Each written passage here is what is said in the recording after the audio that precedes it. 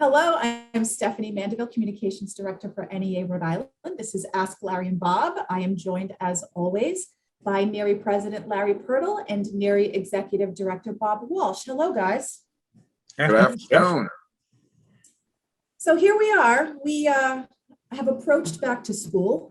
It's sort of barreling down on us. And we did a summer edition, as you recall, in around August 6th. Where we did it in two parts. And the second part was all about COVID. And Bob, you predicted in that Ask Larry and Bob episode that we would all have universal masking statewide, adults and students, regardless of vaccination status. And about a week and a half later, the Board of Education voted unanimously to require the commissioner to reject district reopening plans that do not have a mask mandate. Now, we are fortunate enough to have a member of the Board of Education with us. And so, Larry, can you just talk us through that and tell us kind of where that came from and how that happened? Sure. One of the big concerns, obviously, returning to school is the wearing of masks, and especially students who aren't vaccinated or aren't eligible to be vaccinated. And Bob and I were part of a group that with the AFT, with Frank and Colleen, Superintendents Association, the School Committees Association, who want to go to the Board of Ed and ask them to mandate masking. And we had a Board of Ed meeting 2 weeks ago. Colleen made the motion that any back to school plans that came in from districts, for them to be approved, they had to contain the mask mandate. There was some controversy and concern about whether RIDE had the power to do that, et cetera. But the board was overwhelmingly in favor of doing that and say, hey, if somebody's going to challenge them, let them challenge it because this is the right thing to do for kids. And there was no discussion about not doing it. Everyone, Colleen made the motion, and I think everyone seconded it. And a few days later, the governor issued the statement about mandating masks in schools for everybody, students, staff, and teachers. So it came about because everyone involved believes in the science. And if we're going to protect students and we're going to open in person, which we want to do because the alternative is distance learning, and I don't think anybody wants that, then everyone needs to wear a mask. And then, of course, the next step will be vaccination. But for right now, it will be mandatory as school starts for everyone in the school building to wear masks. So just to clarify too, there are districts who have said for the first 30 days, wear a mask, whatever it may be, but we should be used to that at this point because we see how things change so quickly with COVID and not only in the school environment, but throughout the state. Right. We do know that Bob, Glocester, the town of Glocester took a vote to pursue litigation with regard to that mask mandate. Now, they did follow up with a vote to comply, but they're allowing exceptions for religious, et cetera, and then also conscientious exemptions as well. And before you answer, Bob, I just want to make sure that I note that we did have a member submit a question regarding this on the Ask Larry and Bob question form. And I got a phone call from a parent in Gloucester who I could tell by the sound of her voice that she doesn't do this very often. She doesn't call teacher unions very often for help, but she didn't know what else to do and she was looking for help. The question from I'm assuming is a member, is, as you know, my school committee has voted to pursue legal action against the state for their mask mandates. I am currently lost on what to do as a staff member. I believe in leaving masking up to the experts, and that is what Rhode Island did. Gloucester has decided otherwise. Do you have any advice? They have allowed conscientious exceptions. Is that legal? I don't know what to do. Please help. No, Glocester School Committee will lose its legal challenge. Masks are required by doubly required direct order of the governor under his emergency powers. They can challenge it in court and lose. That's fine. They're wasting taxpayer dollars, but that's their prerogative. Required to be part of the school reopening plans that the Board of Education, the Council of Elementary and Secondary Education, on which Larry is a member, as you've noted, They will not approve any plans that don't have it. They will lose. Conscientious objector is not a status under the law regarding masks. It was ironically a term that was involved in not serving your country in the military. So you can coin the phrase mask dodger, I suppose. There is no country that's going to give you refuge. Maybe you go to Alabama, I suppose. And I'm trying to make light of a very serious situation, because what is going on with elected officials who are more afraid of taking courageous positions because of a few folks screaming in public? There is no middle ground here. There is no middle ground here. You have to wear a mask if you're in a public school building so you don't endanger someone else and potentially kill them. This isn't a hard concept.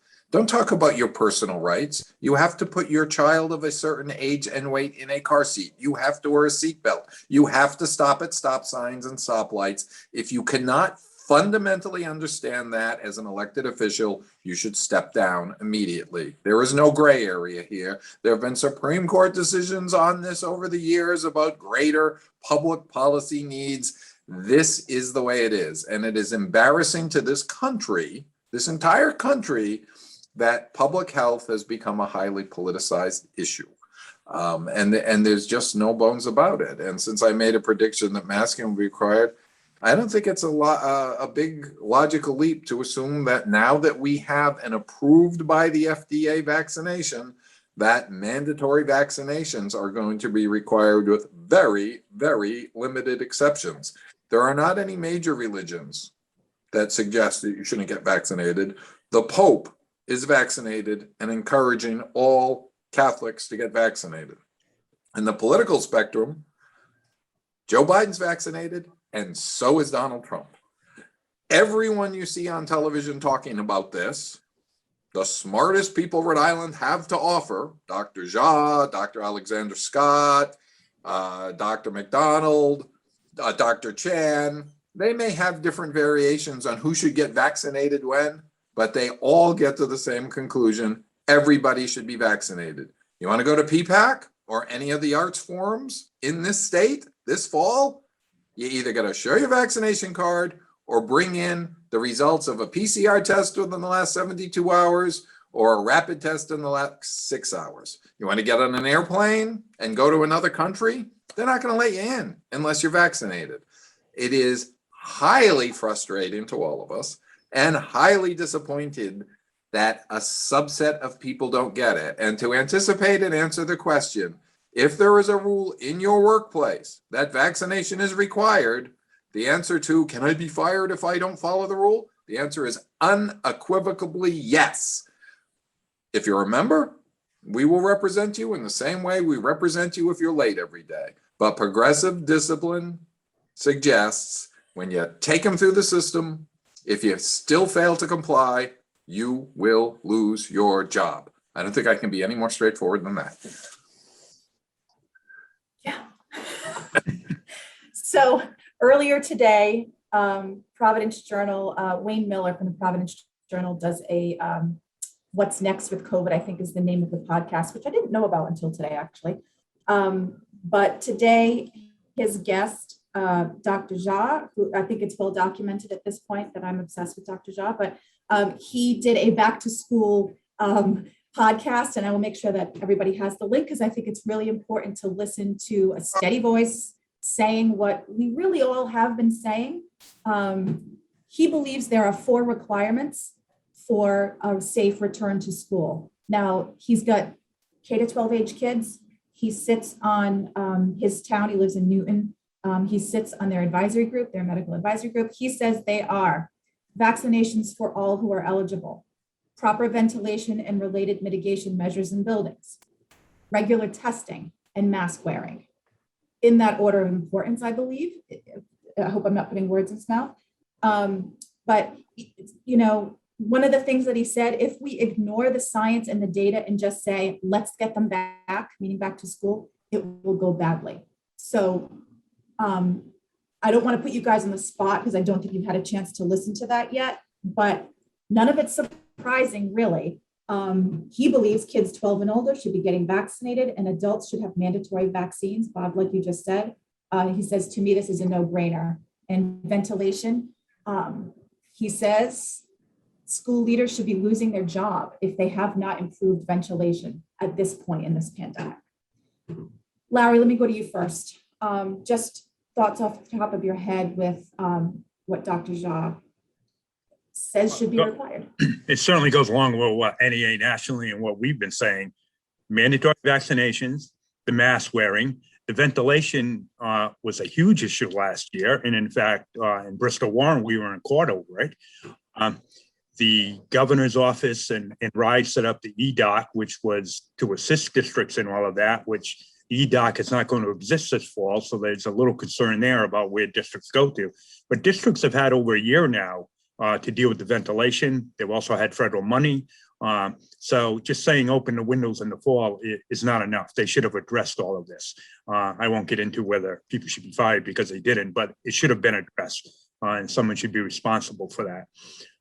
And then the testing, we need to make sure that because even if you've been vaccinated, you can still get COVID, that testing is readily and regularly available to staff, students, and the community. Those four things just make sense. And if you do those four things, you can reopen somewhat and safely. Parents can send their students to school and believe that they will be safe and that, you know, everything's been done to protect them. But without doing those four, then there's a lot of concern out there. I know I talk to parents in my own neighborhood and they're concerned about, well, what about, you know, busing? And is it students can be masked while they're busing? The answer is yes. What about students eating lunch? What about 25 students in a classroom with spacing and ventilation? So districts have to be just as concerned, if not more concerned this year than they were last year. And again, every district is supposed to have their local fire department and building inspector go through their schools every year. So hopefully that's being done. And hopefully those ventilation systems were put in, working and in place, and the money was spent on it. So beyond hopefully, Bob, Yes. we know that the governor, Dr. Alexander Scott, and the commissioner did a town hall yesterday late afternoon. And the commissioner mentioned back to school plans, which are required by every district, would be up on the Back to School RI website. They are not there yet. So as we sit here, we don't know what's in each district plan. How concerned are you about that? How concerned are you about districts not meeting these requirements that we've been talking about for the last 16 months? Well, I'm very concerned that the plans are not posted and available yet because there are districts going back as early as next week. I am guardedly optimistic that after 16 months of experts like Dr. Jha continuing to repeat absolutely what is needed in a school reopening plan, that we will see those elements in a school reopening plan. He articulated the list very well, but it's exactly the list we've been talking about, with the addition that vaccinations are now fully available for faculty and staff and becoming available for students. And now, as we've said earlier, approved vaccinations. And that's the gold standard. Masking, distancing, ventilation, testing. It's not that hard. It's a pain. Sure, it's a pain, but you know, it's better than having to run into bomb shelters whenever a siren goes off. People need to have some perspective about what others have gone through in this world in the last century. And this is an inconvenience. This is not a disaster. This is an inconvenience. So these school reopening plans should have these elements, and we can get there, because remember, the alternative is distance learning. Remember what that was like? Remember how everybody hated that? That's where we end up if we blow it. And in addition to all the reasons that Dr. Jha has outlined, the thing that you have to read deep to find out from the epidemiologists is, what's the other reason for people to get vaccinated? The mutations come when the virus gets going in an unvaccinated person, knocks around, mutates, and comes out in a worse form. And there were two different worse forms that happened. The Delta variant uses the overwhelm the host thing. It gets in and replicates so quickly, which is why it can infect in each person who gets it can infect up to 8 other people, and R naught, if you remember the term of 8. The other mutation that is dangerous is one that can get around existing immunity, whether through vaccine or through having had COVID, and call that the sneaky version. You know, it does not get detected in your body until it establishes a foothold. But in an unvaccinated person, and this is going to be the most important thing I say today, in an unvaccinated person who gets exposed to both the Delta variant and one of the sneaky variants that doesn't have a Greek letter yet, if a further mutation occurs and we got a variant that is as virulent as Delta and as sneaky as something else, we're going to be in a pandemic that looks worse than this pandemic with a new version of coronavirus. And if you're an unvaccinated host who has the random coincidence that you're the person that had it, guess what? It's your fault. You could have prevented this accident by getting vaccinated and you didn't. So do something for your family, your friends, this country and the world, and get vaccinated. Can't make it. Oh, how clear is that? That's trying to explain science in very basic terms. Why are we so passionate about this? Because we've already lost loved ones to COVID. Yeah. So talk a little bit about your advice to our members who might start school. And, you know, there's not going to be a lot of time between reviewing your back to school plan and actually showing up. Some of our folks have already entered the building and there. What's your advice to them of what to do when they see that these 4 requirements are not being met, or they're not seeing the 3 feet of distance that the commissioner mentioned last night is imperative if you don't have the pods that are recommended? Yeah, I think the first thing is, repeat what Bob said, get vaccinated, make sure you're vaccinated, make sure you're wearing your mask. If you're not feeling well or think you've been exposed, get tested immediately. And then if one of those 4 things or anything else you think is problematic, talk to your building rep, your local president, so they can get in touch with our UniServe staff, get in touch with us immediately so we can follow up. And we can also follow up with RIDE and the governor's office and everywhere else to make sure that things are running smoothly. There's going to be glitches, etc. But the most important thing is to make sure that you're vaccinated, wearing a mask, and any issues get tested yourself. That's the best way to protect yourself and your family. So you need to take care of yourself first. And if there's any problems, report it immediately to your local union. So we can get on it right away.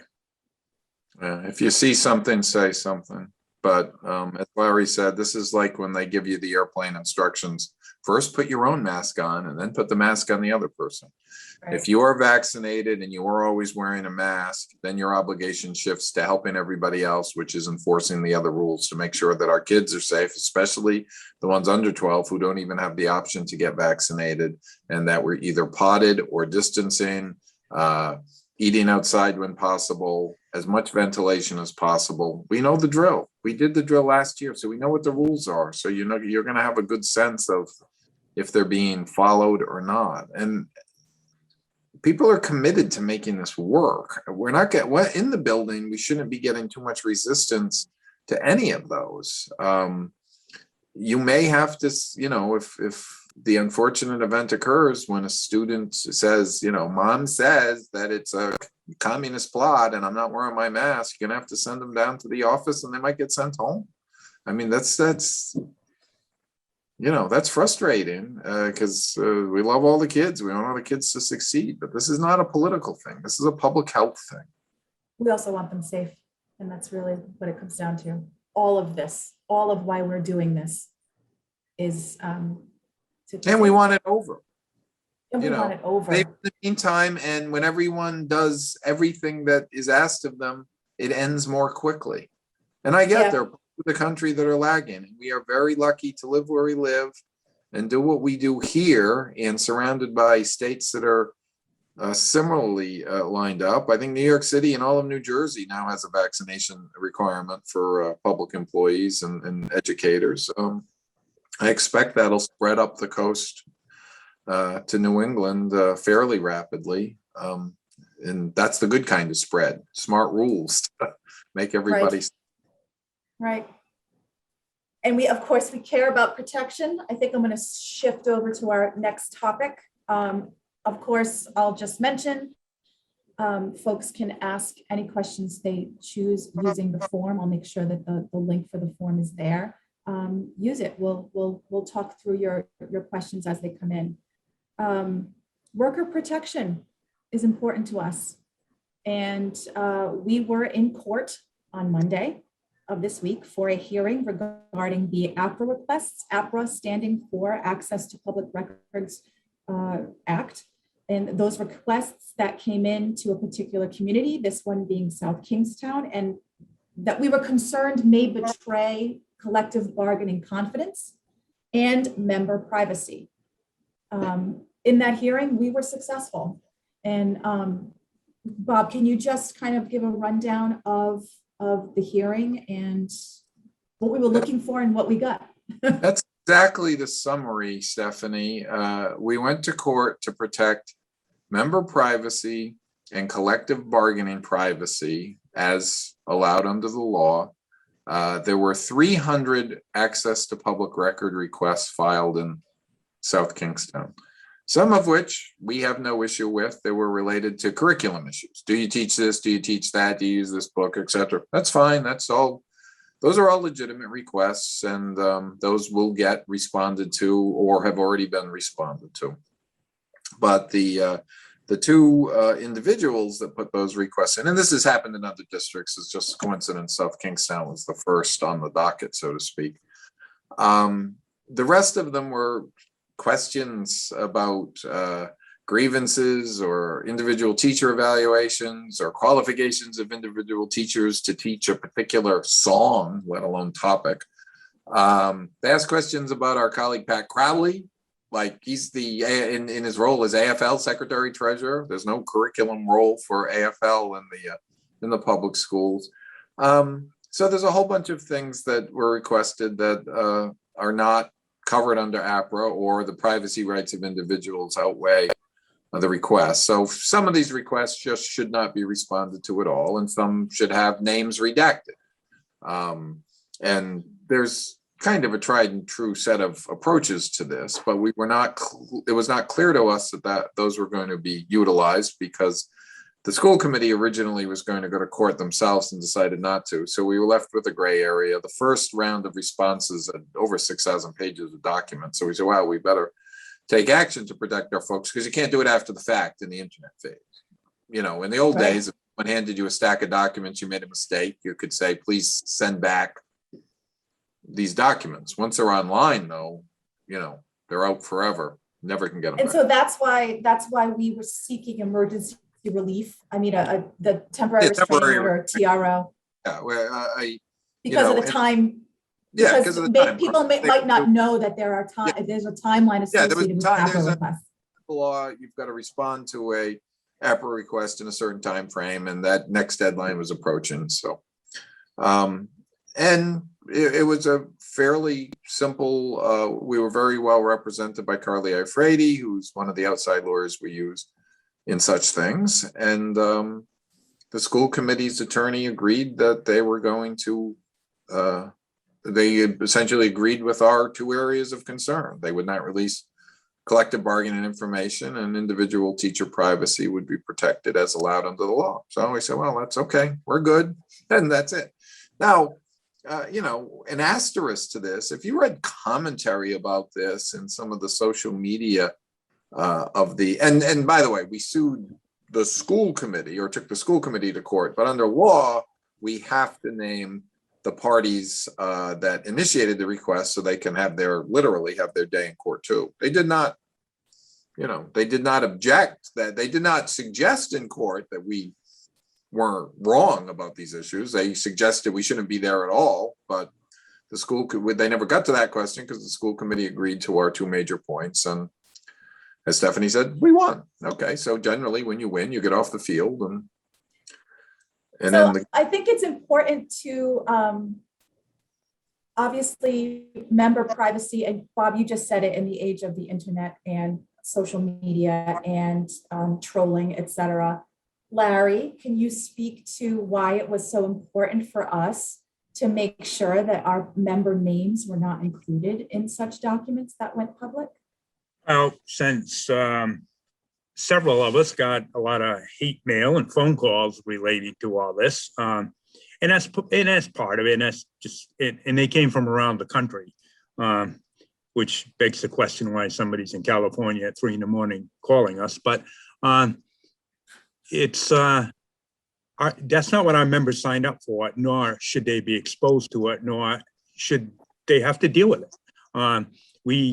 We take criticism and we take comments, and it's part of the job. And unfortunately, people who disagree with us sometimes get a little carried away with their comments and things they want to say. But no member should have to listen to some of the stuff that we listen to, nor was it even correct.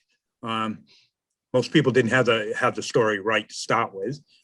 This was not suing individuals. This was going after a school committee to just protect people's privacy and collective bargaining rights. So that was it. I think it's important to say, when you say comment, we can take comments and criticism. We absolutely can. Some of these phone calls were vile and threatening. Yeah, and to the almost to the point. Well, actually, to the point, I shut down my personal Facebook page because someone broke through, and I don't want anyone to have access to me or my family. And those are things that those are important to me, obviously, but it's important to me that, and us, that our educators and education support professionals didn't have to add that to the list of things that they are worried about this year.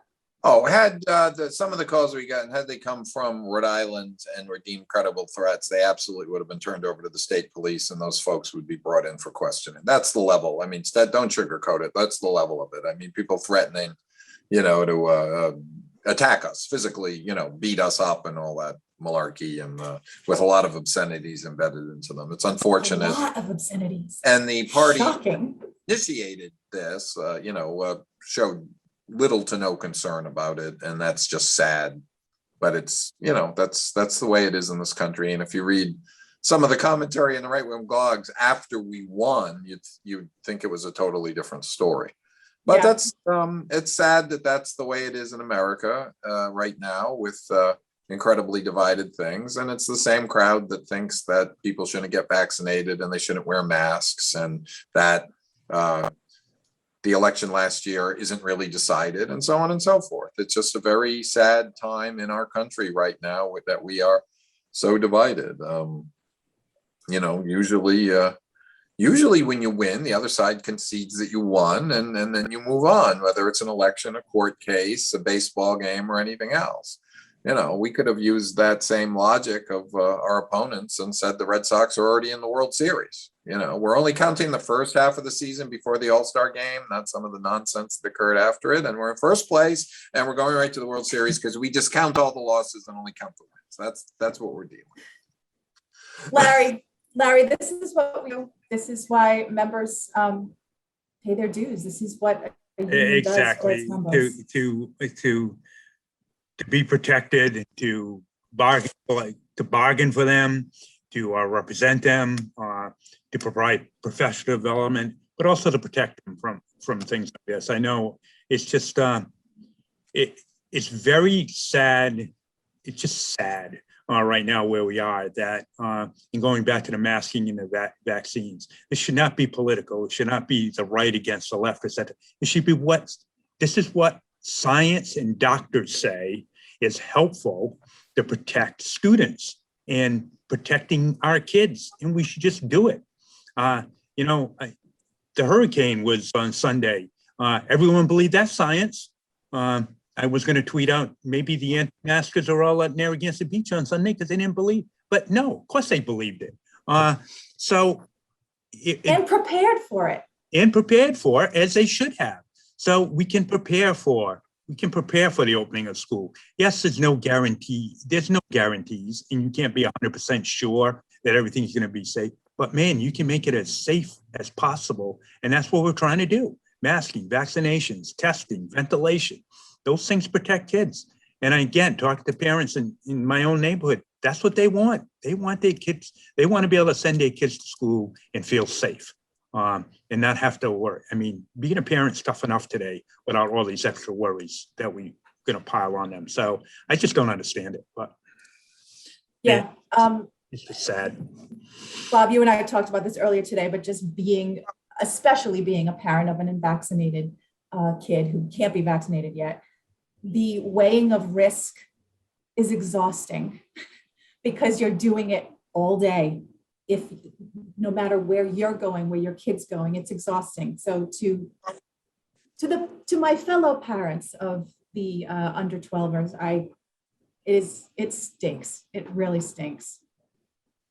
And to clarify Stephanie's statement, I'm very supportive of what she's going through, and I am exhausted, but I do not have a child, as far as I know, at the current time. She's the parent of the unvaccinated kid. Yeah, I mean, Well, my everybody's children feeling, are both vaccinated, by the way. yes. Everybody's got a level of, I've had it. I've just had it.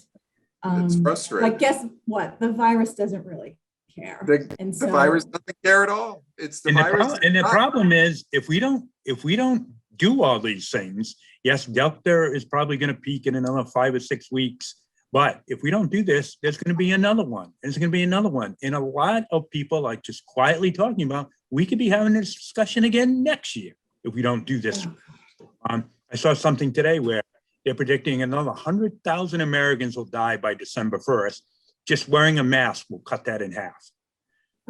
Those are good odds. Wear a mask, and you drop that by 50%.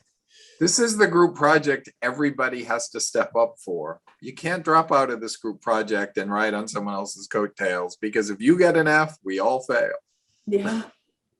Because we know that if this was a group project, we'd all just leave it to Bob to do. But in this case, Stephanie and I probably should get involved. I'm a little offended by that, Larry. But Yes, Stephanie's. okay, I'm sorry. Stephanie and Bob would have done the group project. I would have taken credit. Maybe we'll leave it there. Maybe we'll close with that. When's basketball practice? Yes. So we're still in a fluid place like we have been. Things change rapidly. So we'll come back to this as often as is necessary, probably going to be next week. So thank you, as always, guys, for joining me here. Thank you to the folks who keep tuning in. And we'll see you here next time. Thanks, guys. Thank you all. Thanks.